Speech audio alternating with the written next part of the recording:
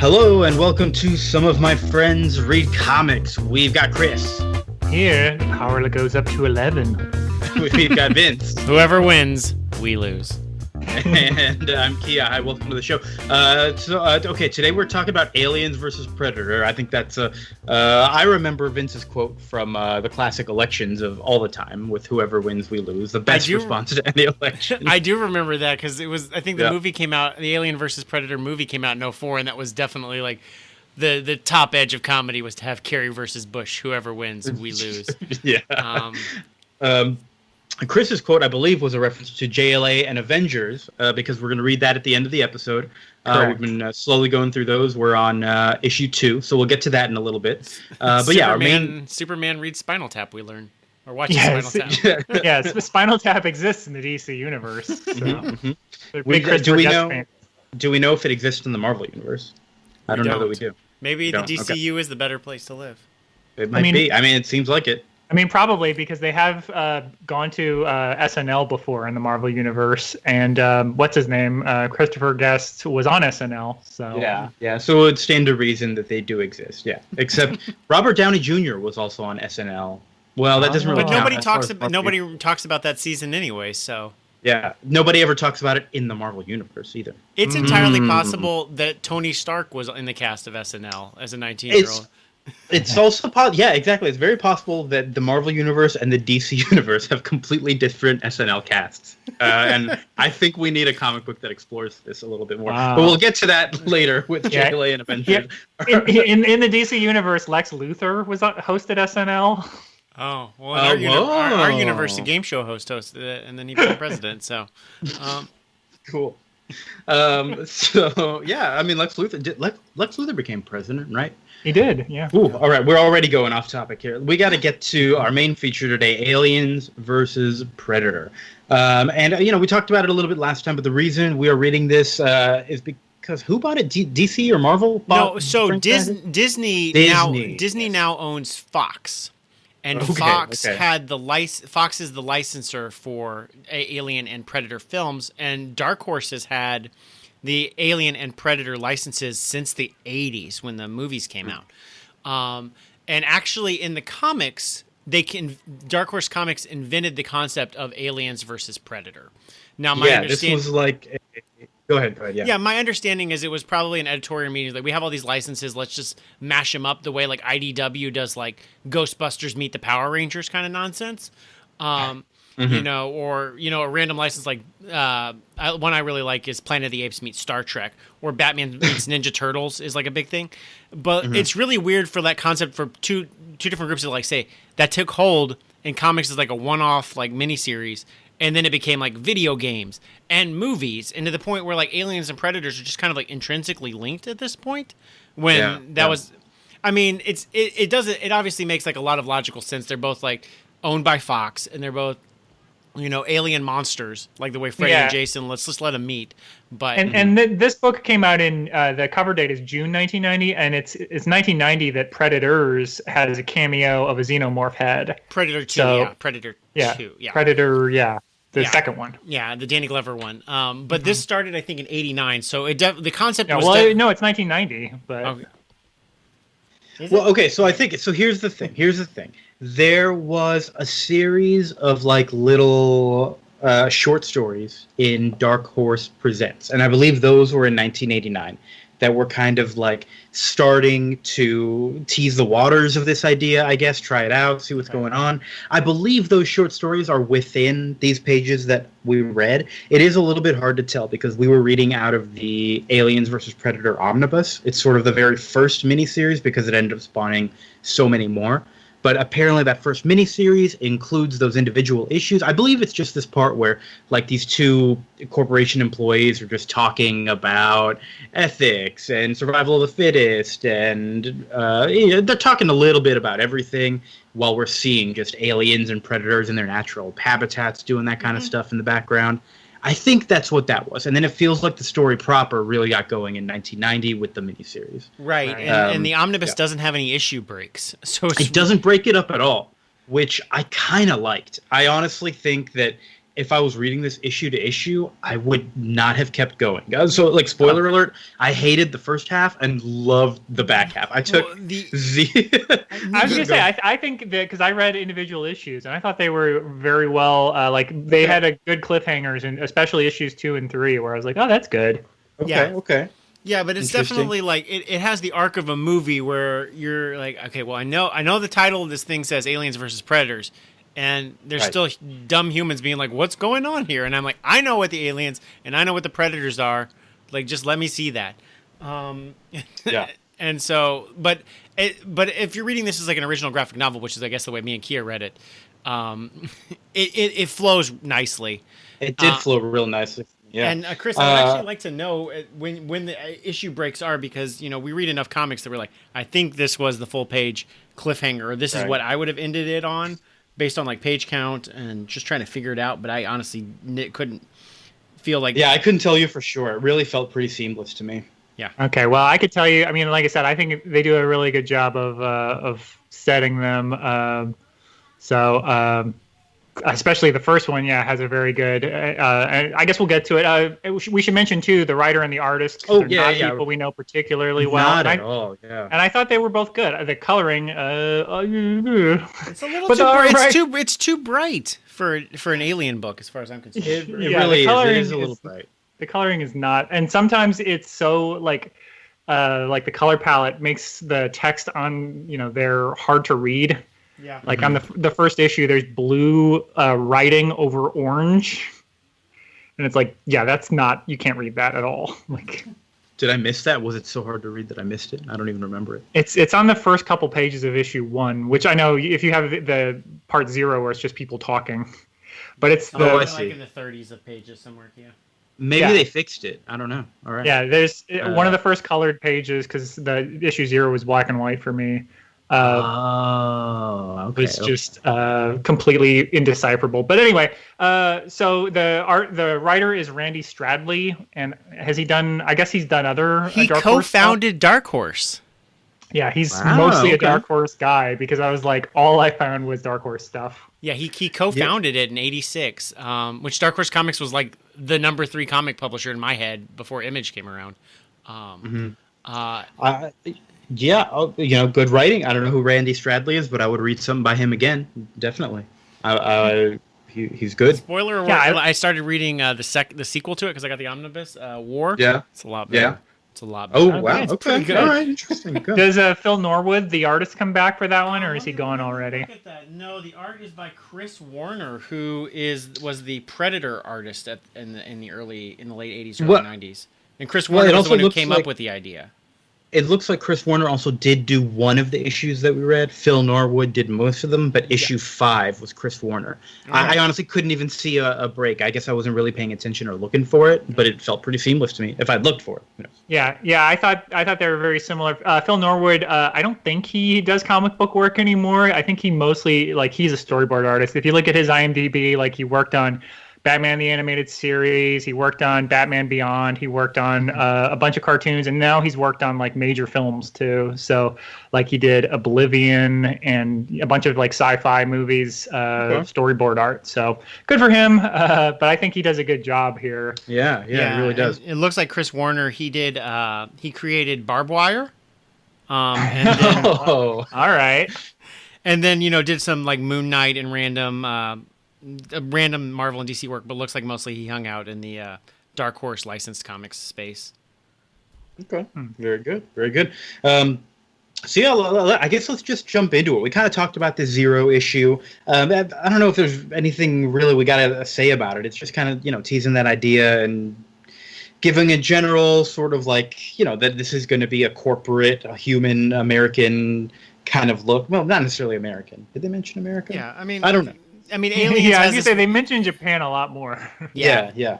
I mean, Aliens especially, but both the first 2 Alien films, which were out at this point, have a very nihilistic view towards capitalism and corporations. Especially that corporations are generally sending people into harm's way to get killed by these xenomorphs without a regard for life. And so I'm like, this tonally makes sense. I don't think you ever even see the 2 speakers. It's just you don't. Yeah. And then the subjects in the images don't ever speak because the alien xenomorphs, who are like, I don't know if we need to explain aliens, but they don't talk. Well, They're just monsters. So, no, what I gotta say is I kind of went into this not caring about aliens. Did I say caring? Not caring about aliens and not knowing much about them, and not caring about predators and not knowing much about them. Right. So this comic, like this initial part, honestly didn't do much to excite me about this whole concept or get me, like, whoa, okay, here we go. But it was fine. I didn't dislike it. I think it went on about 10 pages too long, which I'm not sure if it was 3 Dark Horse Presents, but it felt redundant near the end. It was 3 separate issues slammed into one there. So it does feel, I agree with all that. It felt too long. Yeah, and it's, like, the art's cool, but all of the dialogue, I was like, come on, guys, this sucks. Like, it's just going back and forth of like, but what if we went back to a primitive society where we're like fighting all the time, and then it's just the predators fighting, and then the predators fighting some more, and you're like, yes, okay. Yeah, this was definitely a book that like felt like I'm gonna stop reading these words and just look at the pictures. Yes. Yeah. Although I did think their conversation started out interesting. I thought it was too. I was like, holy, this is good. This is really good. Good job, Dark Horse. Like 89 Dark Horse.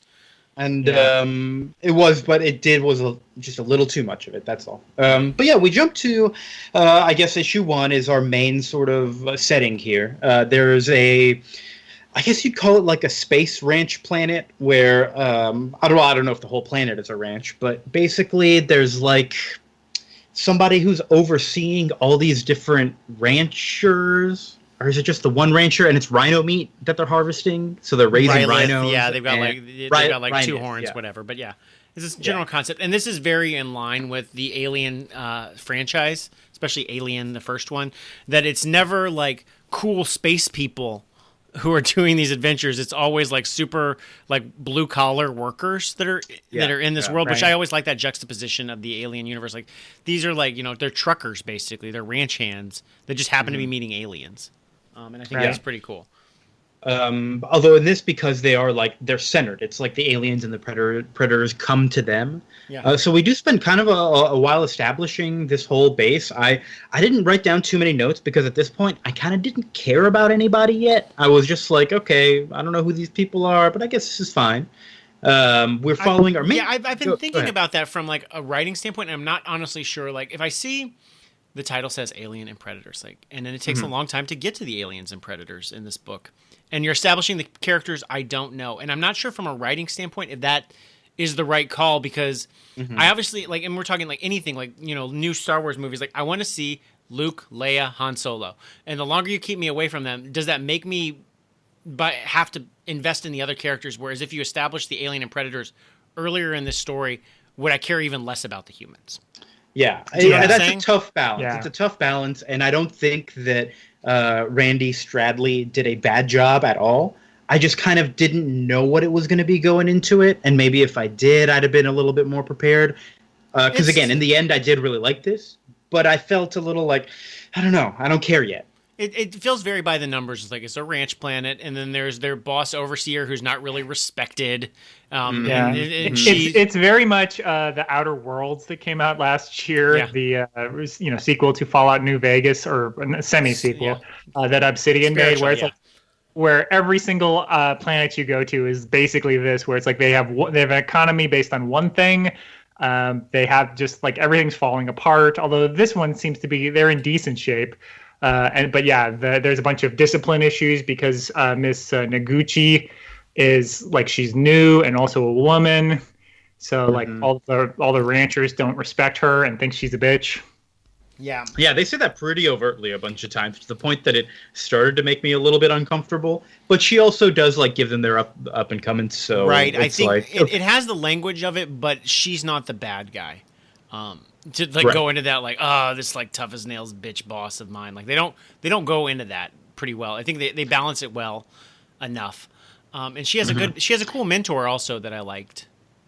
Yeah, is that Hiroki or something like that? I got a few of the names confused, just because it was a lot of the humans all looked the same to me, and I also wanted to get to the. You're racist for saying that, Vince, because a lot of them are Japanese or honestly. Indian.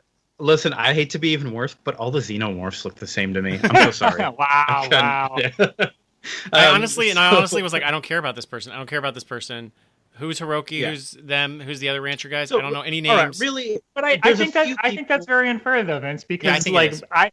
Alien, that the actual movie Alien, like the first hour, you don't see anything. Like it's all Right. just hanging out with. See, I didn't like that movie anyway, so I never watched any of the others. I think that Alien though is like weird in that it makes me care about the humans in a way that most slashers don't.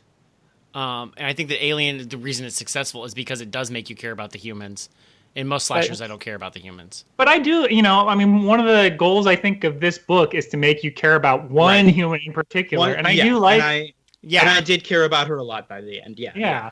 So the whole thing is that she is basically, she got assigned this job 6 months ago. She's like, nobody respects me. And then Hiroki is like, well, you're kind of sitting in your office and ordering everyone around. And so maybe if you kind of, went out to the field more, people would respect you more.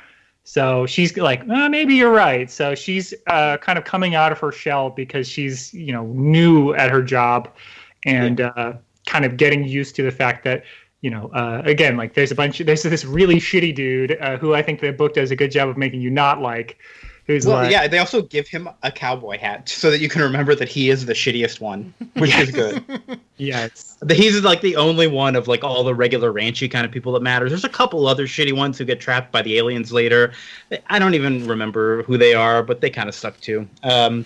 There's a husband and wife that are both doctors. I forget their names, but they're pretty important. Kazar or Caesar, and then the Indian one, his wife. Yeah. And yeah, really, the story is kind of progressing. We're getting a little bit more of the whole lay of the land with regards to them not really liking her until the rancher with the cowboy hat. He has an assistant, and she brings him like a tiny little alien baby, a xenomorph baby. A face hugger. A face hugger. There you go. Thank you. And she finds this near the rhinos that they're farming, and so he's like, "All right, well, go take this to the doctor. This is important. Never seen anything like it. But don't tell them you found it near our stuff. They're gonna make us quarantine them, and we're not gonna be able to sell, and we're gonna be out of money. Tell them you found it over here and somewhere else." And she's like, "Okay, boss." And this doctor goes to investigate that area and runs into the damn predators who explode him on his hovercraft thing that he's using, and the predator's base also gets destroyed. And so now they're like, so now they're just like, all right, guess we're out and about and just like really roaming the land now.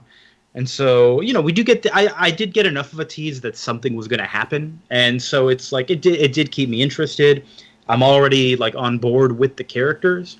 And there's text that explains the predators are doing this like initiation rite, blah blah blah. They're supposed to be hunting the xenomorphs, and that's like the plan. And they don't know that there's a colony that's been moved onto the planet since the last time they did this.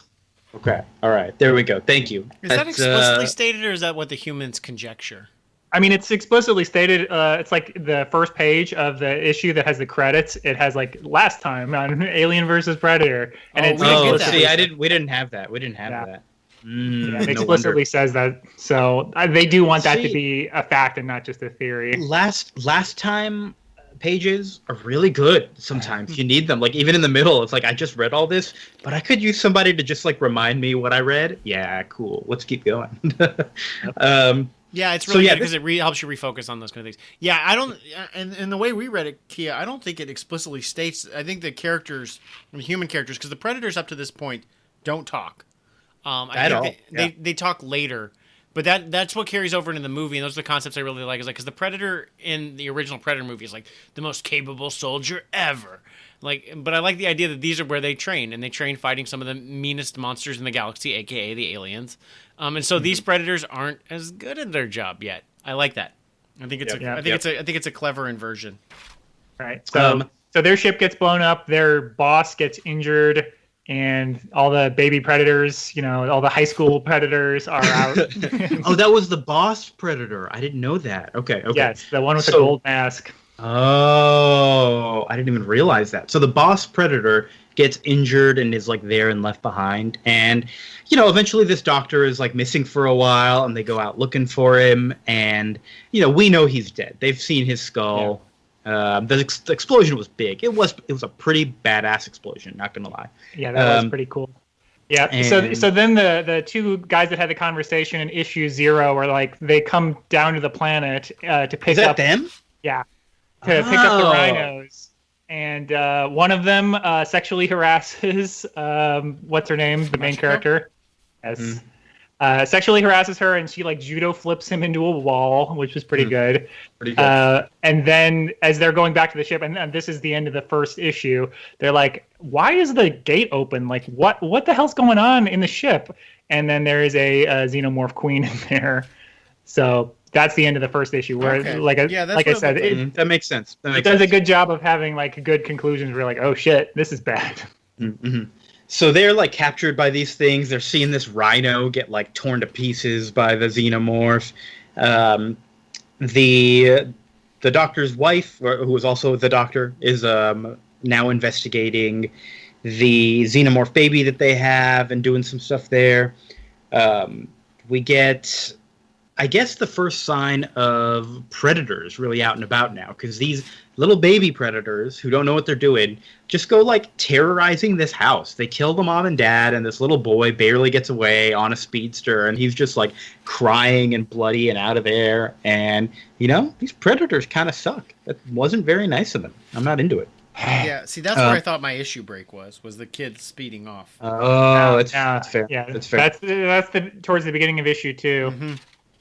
Mm-hmm. Then they also go investigate the gorge where the doctor, Mr. Doctor, died, and they find this leader of the predators who's just kind of badly injured, and they take him because he's like kind of vaguely humanoid, and so they like go try to save him.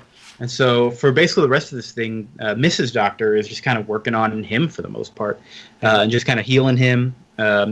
I thought that was a pretty nice, like, I really, this book is already starting to go in places that I didn't expect it to necessarily, which is pretty cool. The kid ends up reaching the base, and they take him to the hospital area, and he sees the xenomorph, and he's like, oh my god, that's not the xenomorph, the predator. He's like, oh my god, that's the thing that killed my parents, it's terrible. Yeah. And then, do we ever see this kid again? I don't think so. We see his dog later. His dog survives. We do see his dog later. I don't know what happened to this kid. Because like tonally, like it's very weird because like this kid's family gets murdered by predators, and then he's like, oh my god, it's a monster. And then like pages later, like these predators are noble beasts. They're not like the xenomorphs. We can trust them. And I'm like, I literally saw pages ago them just slaughter a family indiscriminately. Yeah, but this one's good. This one's a good predator, right? Yeah, this is like they're like a high school band on on their trip. Like, yeah, of course they're gonna like set a hotel on fire. That doesn't mean all humans are bad. There's like 3 of them who are like toxic dipshits. Exactly. On the school trip. Okay. Yeah, exactly. Like I said, it's like saying everyone, all humans are bad because of one high school band trip. So predators will be predators. And then in the meantime, Michiko or however you say her name, she is pissed off at the cowboy hat guy and is like, you knew that this could happen, that we could be infected by these aliens, and that this was like going to happen, and you lied about it. And so she talks to the other the assistant, and then she immediately flips on him and is like, yeah, he told me to lie about it. Yeah. And so like he's all pissed, and they're all, then they realize like, oh, there's aliens and they're attacking people, so they kind of have to adjust.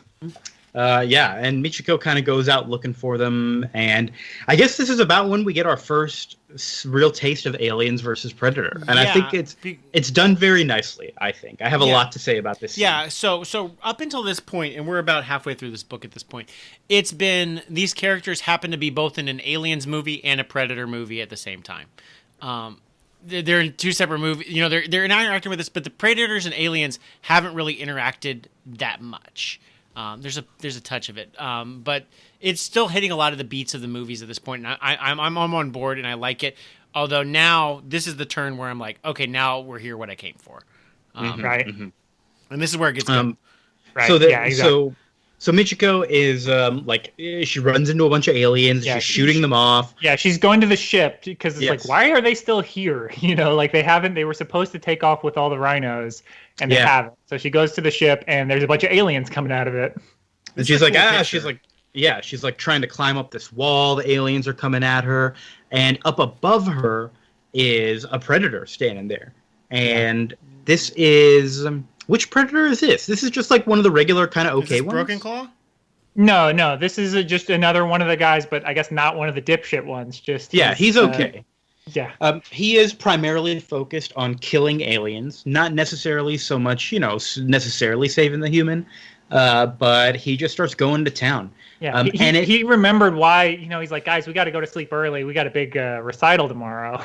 So he's the one that remembers that they're there to fight aliens.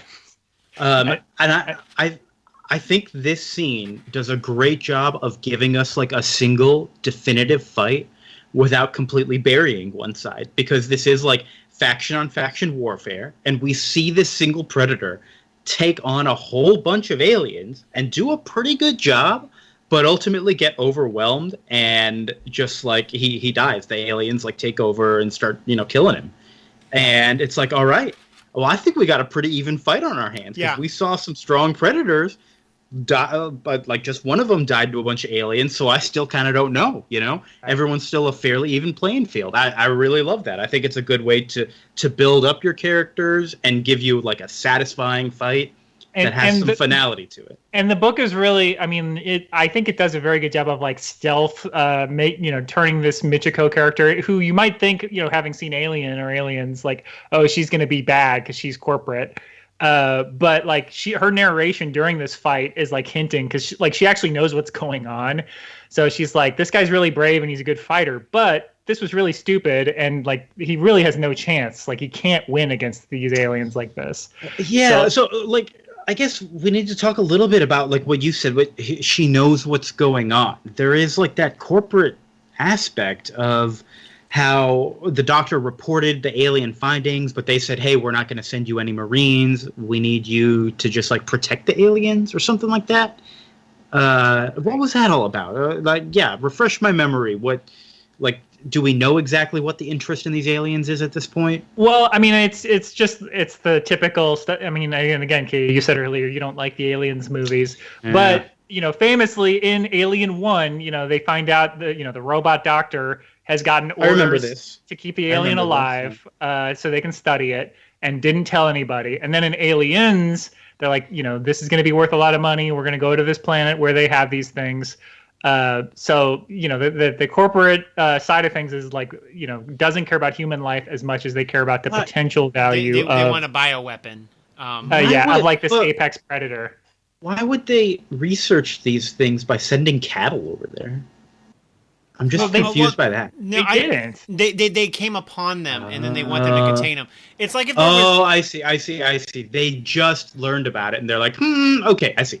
Got it. This wasn't predetermined. Because in Aliens, which is the second Alien movie, like the whole space station has basically been eradicated. As there's like where normal people live everybody's been murdered by the aliens, and now the military's going in to go because they think that they can go capture it. And Sigourney Weaver's like, y'all guys are fucking dumbasses. Like, this is not going to work. Y'all are all going to end up dead. And then they do. Spoiler alert for a 35-year-old movie. But but it is weird because usually you don't have one corporate person rebelling against the corporation in an alien movie. It's usually like people who are just at the whims of their bosses, and then they end up having to develop their own internal strength to rise up against their corporation and the aliens. Shit. That's the same thing she's doing. She's just at the whims of the bigger corporation, just because she's a little bit higher on the totem pole. Right, and I don't think changes it. It doesn't change it too much for me. I like that, and well, she's also like rebelling against like rising the corporate ladder and all the things that she had been taught to believe. Like this is what you're supposed to do in your career. Like I like those nuances around Machiko, and I really like this narration though because this entire fight changes the paradigm of how I view predators. Basically, like the predators, especially from the first two movies, like they're just like these like badasses who are infallible. And this one is like this one was a too gung ho predator, and he was stupid, and he got himself killed. And that's a common enough story, like in war stories, and we all know dipshits. But and I like that nuance is added to the Predator franchise here. And I'm not exactly sure what the Predator comic was doing at this point, but I know with the Alien vs. Predator movie is the first time you see the concept of predators in training. And so I don't know if the comic is the one that because they just have more stories to tell and they have to knock him down a peg, if that was already going to be happening in the Predator comics at this time or what. But I like that nuance. I really like this concept. Baby predators, high school predators. Do you know that y'all know that predators can turn invisible? That's pretty cool. They have all the powers. But then aliens don't care because aliens don't see normal. So. I didn't know that. Well, I mean, I assume they can sense things, but they never had like a POV, like IR scan of things. Yeah, from the movies. Maybe that's also one of the reasons I've never been too into the aliens. Like, they just seem like general destruction, and that's like, okay, not super interesting. I get that the real villain of the Alien movie is the corporations. Okay, cool. Yeah. But as far as aliens in general go, aliens are the least interesting ones to me. Sorry, Alien. Well, I saw Alien 1 in theaters when the director's cut came out in 2004. That's the first time I ever saw it. And I wasn't familiar with slashers either, so I hadn't watched a lot of slasher flicks.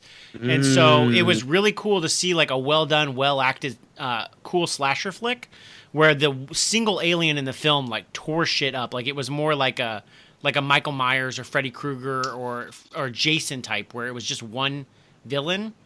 And then when you go to aliens, it's like, actually, there's hundreds of them now, when like one of them was more than anybody could handle in the first movie. Like that was a good raising of the stakes. And then I think they've gotten like depowered since then, that they're like, well, they're just like cannon fodder at this point. So the aliens don't seem as smart as the alien in the first Alien film is smarter than I think in any other subsequent depiction of them. Yeah, well, I mean, the queens are usually depicted as smart, but the grunt aliens are usually pretty stupid. So, yeah, it is a little different. But yeah, so then there's different kinds. That does help differentiate stuff a bit. Yeah. Go ahead, Chris. So then, what's her name? Michiko.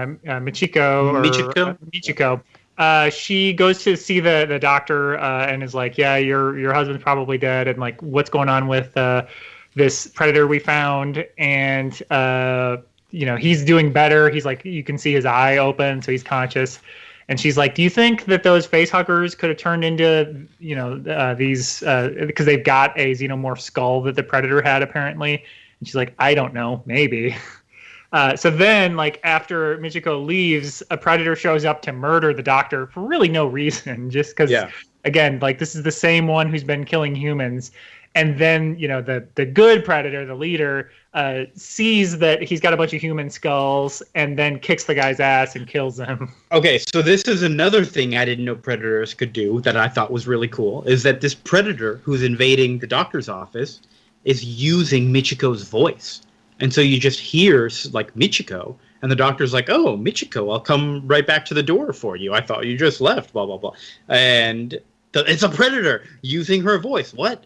And so then this like new good guy predator who has just saved her life is communicating with them like that by just using recordings of their own voice, which I really like that concept. Right. That's a fun. I mean, that was in the first Predator, right? Right. So, didn't he like try to lure like Arnold or somebody out?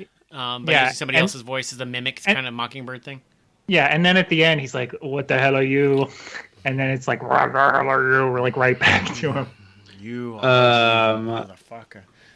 You're right. I think I've seen that scene. Didn't remember it well enough, but I like this application of it. It's good. Yes. It is funny that they can't tell like that it's Michiko because like the font and everything makes it look like it's all like warbled and recorded.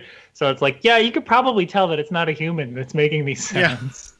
It's also through a door, so that could be your explanation for it. That's true. Yeah. And are you getting all warbled through the door? They can only say things that Michiko has said, so it comes up later that like it can only speak. It's kind of like the Star Trek character. Now that I'm seeing that, yeah, the Star Trek character that only speaks in metaphors, where like what they say has meaning, but they can only say like what they've already heard. Or like Alice in Batwoman, where she was quoting nothing but Alice in Wonderland. Mm-hmm. I liked it. The stuff really starts to hit the fan here. Those two dipshits escape from the aliens, so they're kind of out and about now. The doctor, did she die in the explosion or did she get carried to safety? She No, yeah, dies at the helicopter scene. Yeah, they get to the helicopter together, and then they see they're like, they're flying somewhere. I think they're evacuating, and then they see their buddy, the Predator that helped the doctor. And they're like, "You gotta save him!" And Michiko's like, "Why would we do this?" Mm-hmm. And then the doctor's like, "No, he's my friend. He helped us that one time." And so they agree to. Oh, I do. I just remembered a line of Michiko's when that Predator saves her and is then getting overwhelmed. She's like, "I don't align myself with losers," which is like it comes up again later, and it kind of like they fast. Anytime she kind of mentions that, it cuts to these two losers. So you're just like, yeah, she's not going to align herself with these dipshits. Yeah, and I think we missed the part, Hiroki, like her one friend, and like the other Japanese guy, he got killed by the aliens. That was her mentor, right? Oh. Yes, that's the one that happened really quickly. I liked him, and then it happened really quickly. I'm like, wait, Hiroki's dead? I'm like, she took his job, but they're still good friends, which like tells you that he's a good guy. Yeah, and then he gets killed by the aliens, and then she's like, damn, that was like my one friend on this planet. Oh, poor Michiko. Sorry, Michiko. So then we get some nice, like, big, crazy fight scenes going on. The rhinos are all loose. They're stampeding all over the place, running over a bunch of aliens. You got these two jerks have aliens growing out of them. They do the classic chest rip thing where the baby comes out. Pretty good.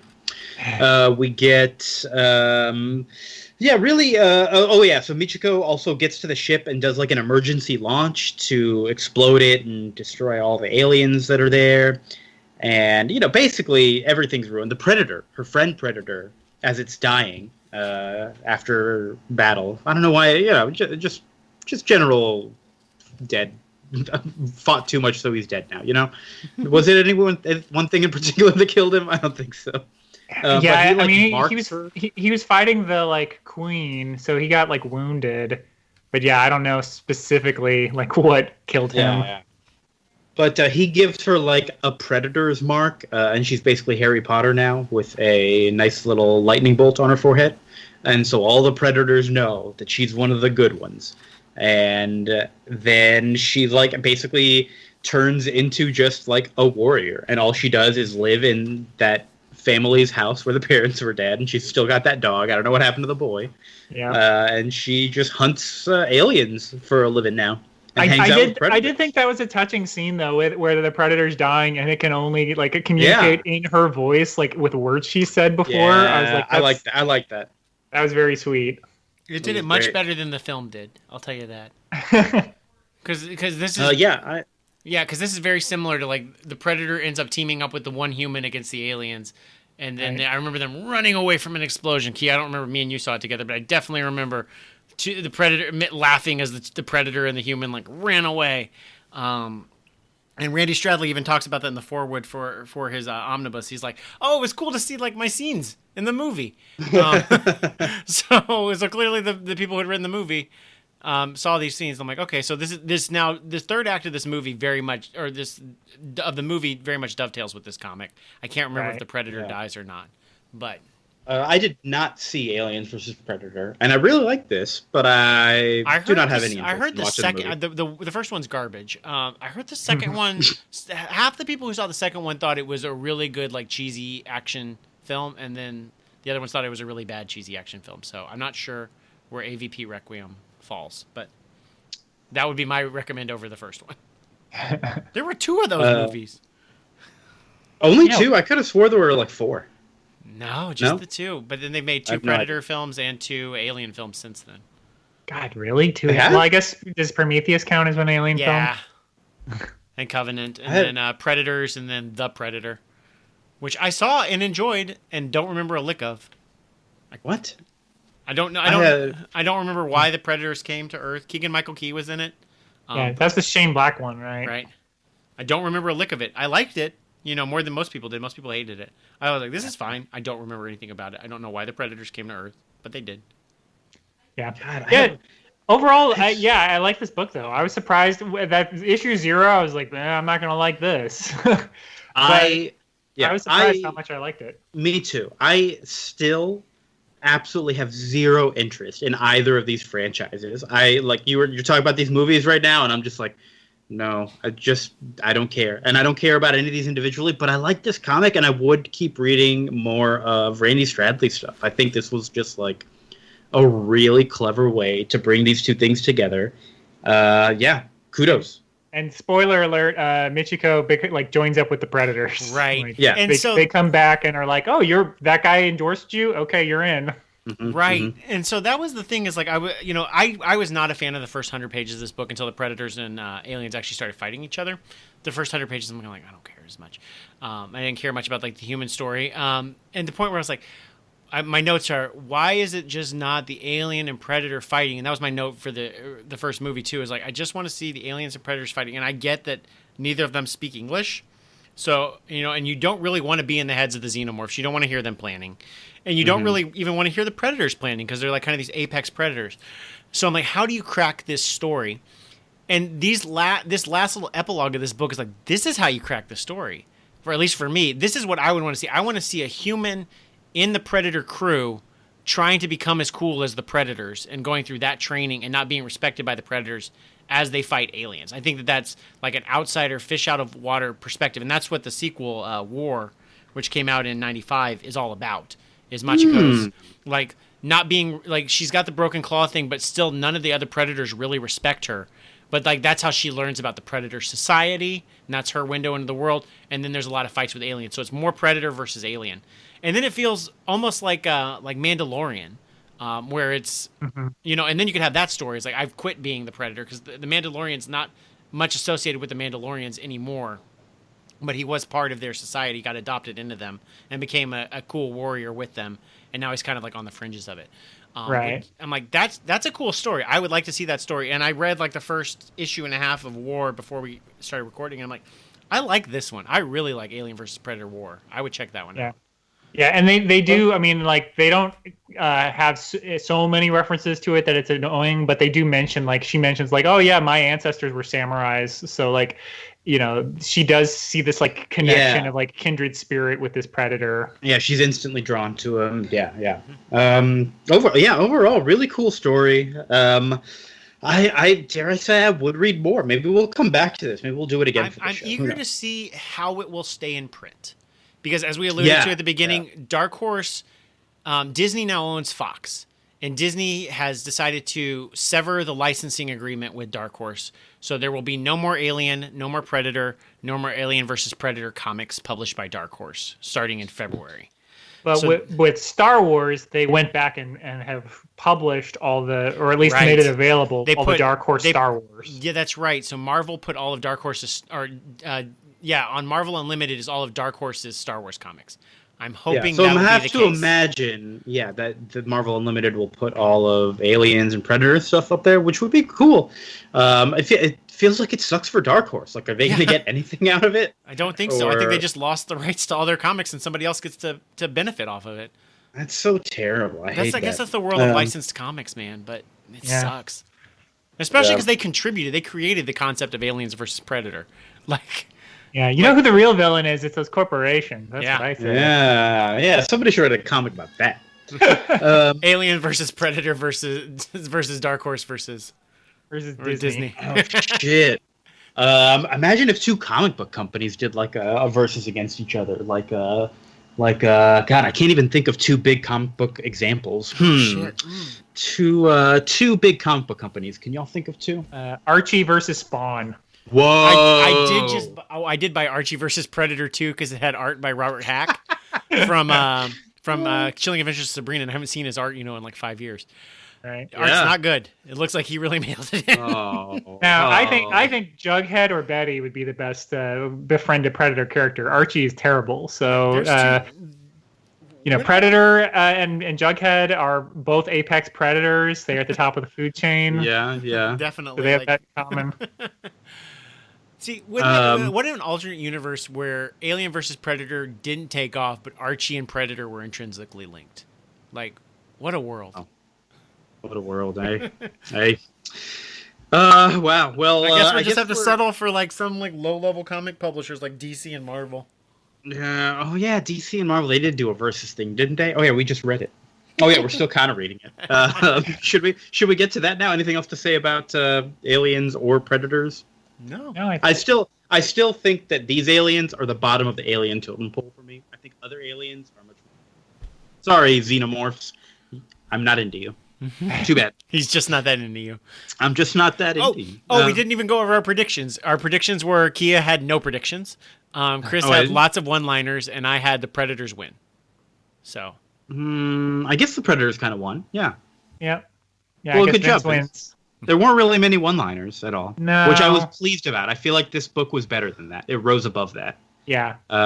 And I thank you, this book, Randy Stratton. Cool. So let's jump over now to JLA and Avengers. So we're on issue 2 here.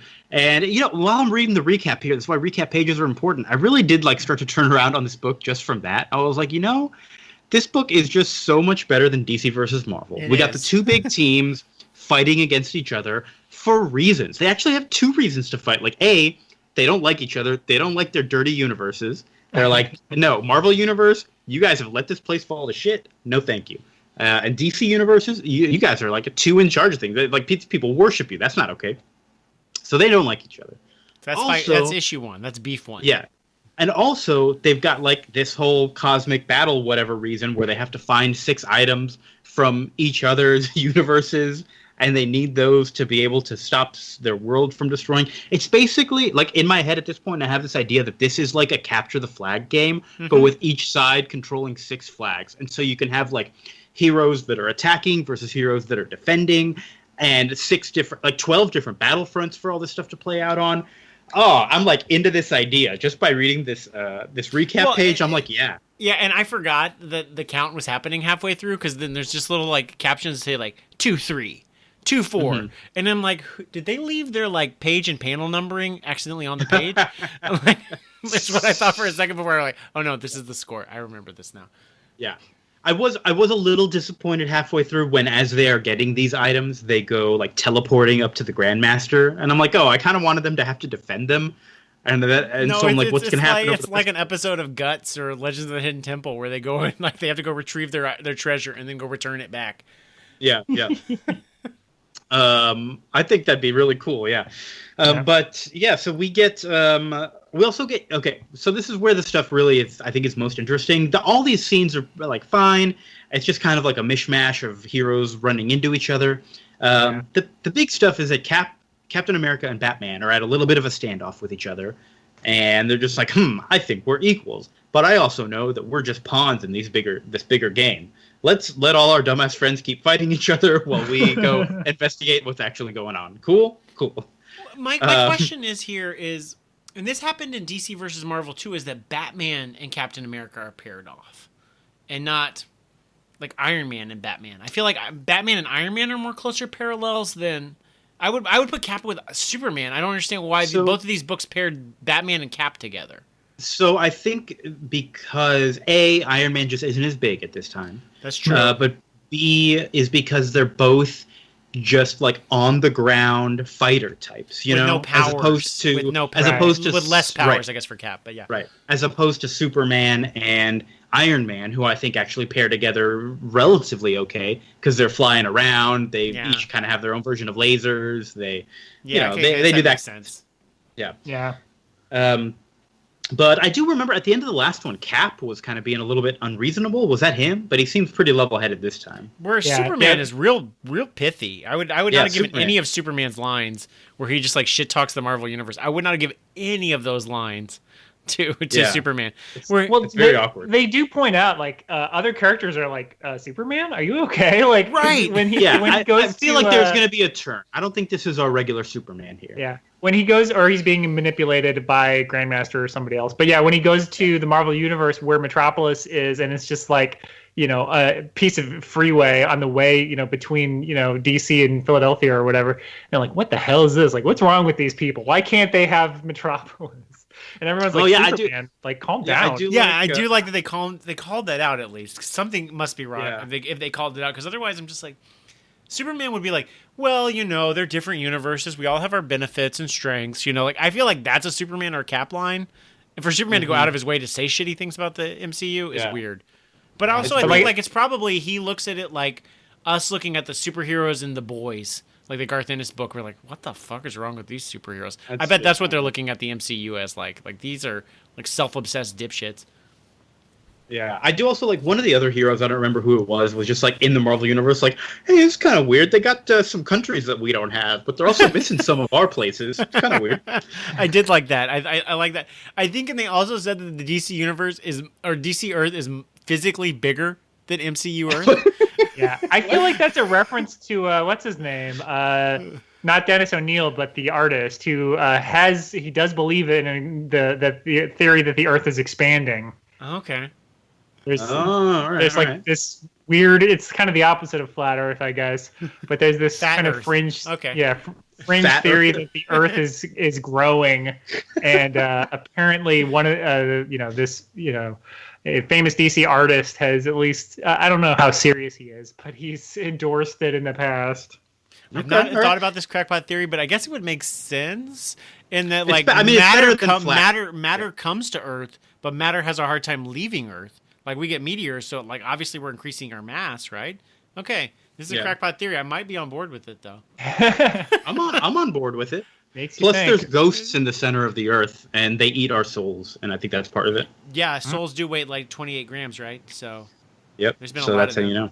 Uh-huh. So what else is going on? Okay, so also like the very first kind of big battle that starts this off, we skipped over this a little bit, but it's pretty important, is that the Scarlet Witch, Wanda, her powers are like weird and undefinable. I don't want to get into it, but in the DC universe, they're just turned up to 11. That's the quote. They're going crazy. Is that which part the quote's from? No, that's Superman says in our universe it goes up to 11 when he kicks Thor's ass. Oh, I see. Well, it also feels like Scarlet Witch's powers have gone up to 11. That's what I thought about when you. I thought she was when you like tapping mentioned into like whatever thing she uses for her magical forces is like she's not fully compatible with it because it makes her look weird. Sure. Yeah. Yeah. And it's kind of similar to how when Flash went to Marvel World, he's like, hey, there's no Speed Force here. What the hell? Yeah. So there's like some kind of untapped magical power in the DC universe that works a little differently. And so Wanda's like able to tap into it. And then she's like, oh, she's able to basically teleport all the Avengers around, but it makes her look really sick and gross. Right. Yeah, and she knows exactly where their 6 items are that they got to get, which feels like cheating to me. But, they're just like, bam, let's get out of here. Let's go get these items fast. And so the JLA is like, all right, hey, we got to jump to the Marvel Universe. We got to get these things fast. Flash, you're useless to us over there, so gather up everyone else and tell them to defend the items. Cool. And, like, I really love that whole conceit of just why there are big battles happening everywhere. It really made a lot of sense for me. Mm-hmm. As far as this comic book can make sense, and the fact, and I said this last episode, but I think it stands to reason that the 12 MacGuffins are all like things for the Marvel universe and DC universe. Like, so you get a little recap of like their history and legacy. Mm-hmm. It doesn't really go into it, but you do get like Darkseid with the Infinity Stones. Yeah, that's a great scene. Yeah, George Perez's art is really good. Yeah. The cover is really great on this thing too. The art overall is fantastic. It is weird to see George Perez with like more modern coloring techniques, like in 04, 03, or 04. True. Yeah. It looks different. Yeah. It looks a little different than what I'm used to with George Perez. But then in terms of like super dense panel layouts, I'm like, yeah, here's my boy Georgie.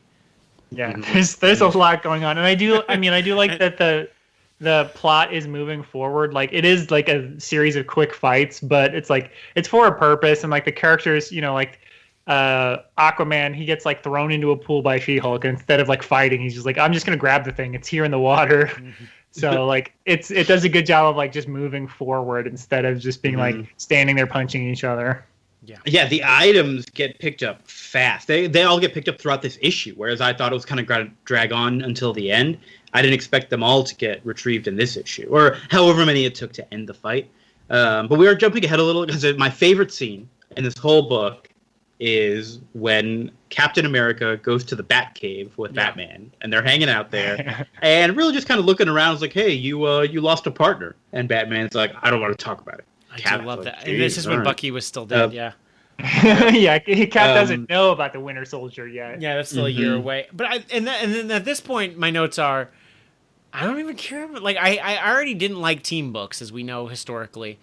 So why would putting two teams in a book like help that, Vince? Well, this separation though is what's great. Because then I'm like, Batcap. I'd rather read a Batcap book at this point. Like that seems more interesting to me. Well, plus they've already told me that the actual fighting doesn't matter because we got to figure out what's really going on at the top. So every time there's other fighting happening, I'm like, well, can we get back to Cap and Bat? Because that's like where we're really learning stuff. I do appreciate that Hercules is, the same Greek mythology Hercules. So when, Wonder Woman shows up and is like, hey, are you the Hercules that raped my mother? He's like, yes, but I don't remember that. I wouldn't call it that. And she beats the shit out of him. I was like, this is great. See, like Hercules. That's good. Yeah, and that's where this book I think excels, especially compared to DC versus Marvel, is it has those little character moments. And like in this universe, it's broad enough facts that they're building upon that even, because there's so much DC and Marvel stuff, then I'd be like, oh, shit's going to go down now. Because I know Wonder Woman's origin has a beef with Hercules. I'm like, yeah, it's going to fucking happen. That I even think like a person who just knew the movies would be able to be like, oh, yeah, I'm on board with this, God, like, honestly, this book makes me hate DC versus Marvel even more. Like, I know we hated it after reading through it. Now I just hate it more. Like, why couldn't y'all do something like this?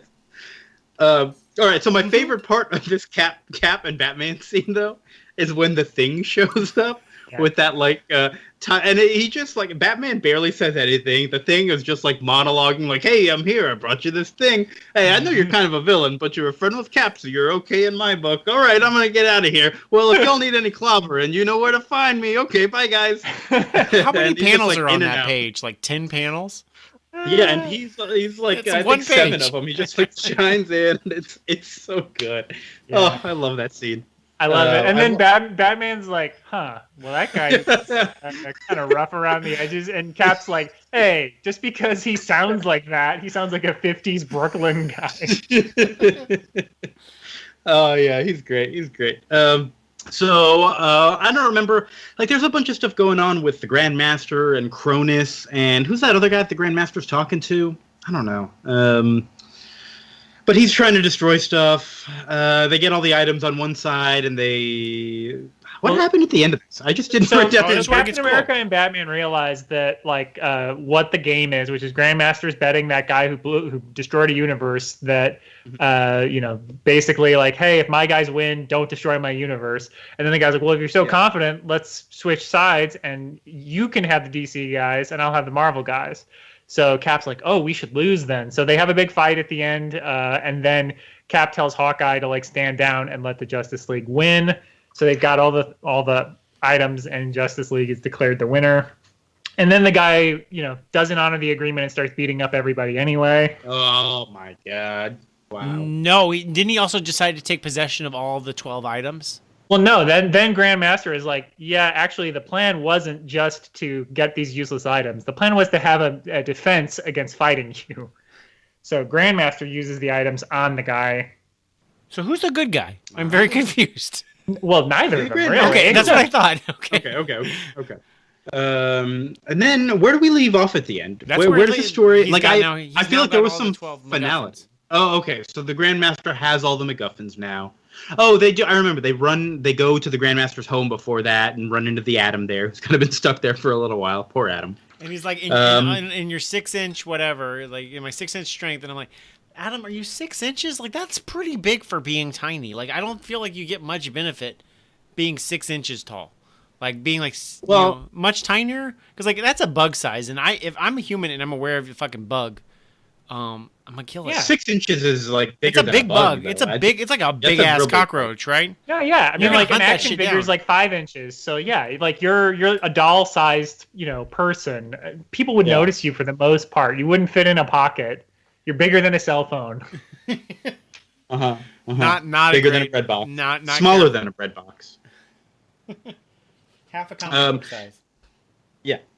Well, so next time I guess we're fighting the Grandmaster and all these million items that he has. Yes. Pretty cool. And Galactus gets summoned too, and because the guy, obviously the guy I mentioned last issue, he's like, Grandmaster was like, what if I told you someone survived, the Big Bang or the Big Crunch and then the Big Bang, and I could, get you his phone number, and Cronus is like, tell me his number right now.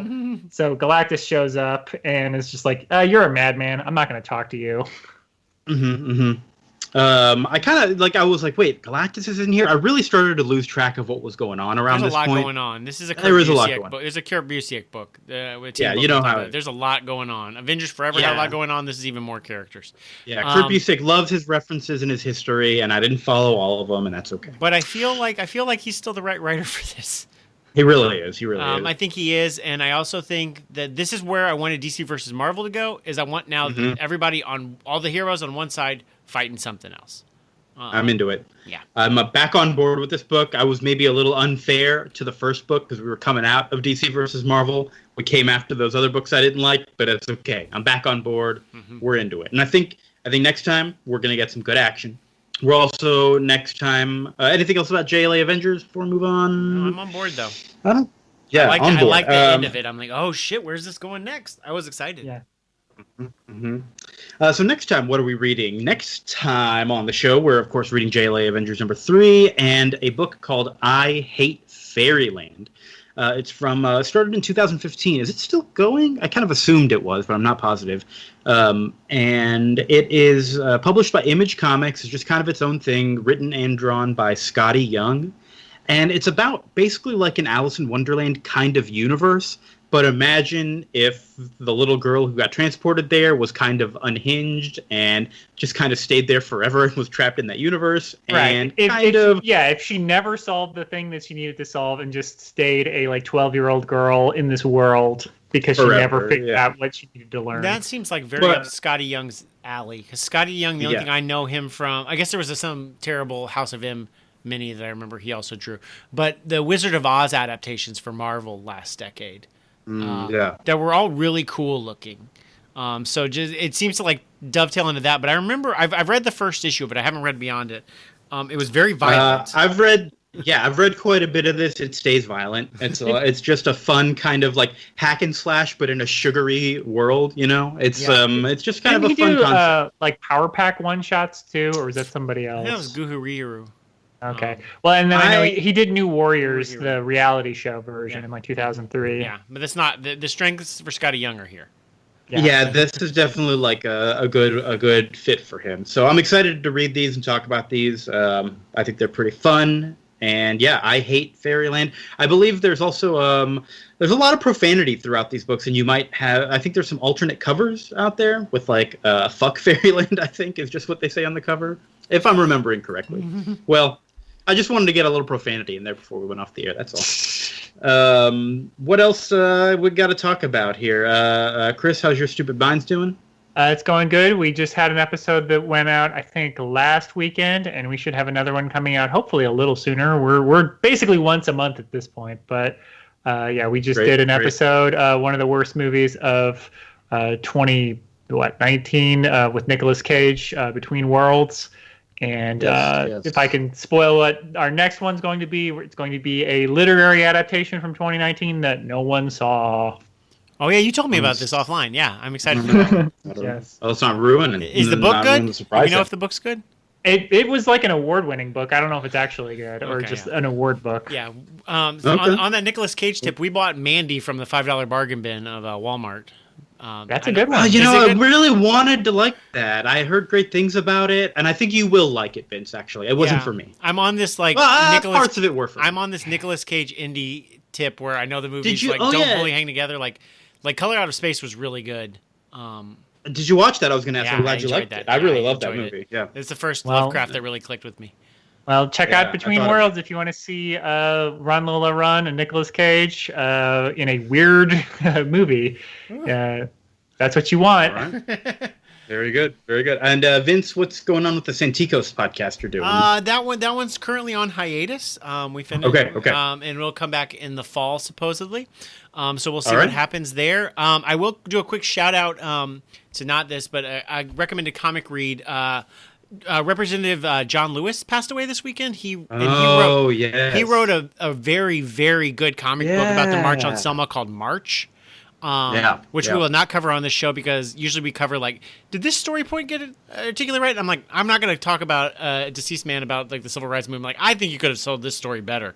Like, that doesn't seem like the right venue for our show. But but it's a very good book. So check out March by John Lewis. Yeah, definitely. And just keep being good people out there. Stop being bad people. Put on your damn masks. Stop killing everyone. And also, just don't be racist. Do we have to tell people that? We should just start signing off our podcast. Check your biases, because I feel like I said something like a little veering in there. Chris called me out on it very much at the beginning of the show. It's like, that's what you got to do. Just be like, Vince. It's what you got to do. You gotta learn, and you can't be upset when people ask you to learn because it's important. Hey, people. Okay. Well. Thanks for listening. Thanks for hanging out with us while we. For this well, you came for the Alien versus Predator, and you came for the don't be a dick. It's ever present these days. You just have to constantly be like warding off assholes. But you know who's not assholes? Vince. Vince, I love you. I love you too, Kia. Chris, you know who else is not an asshole? Is you. I love you, Chris. You know who else isn't an asshole? What? Vince. What? Who? I can only repeat what you said. All right. Thanks for listening, everybody. We'll see you next time. Bye.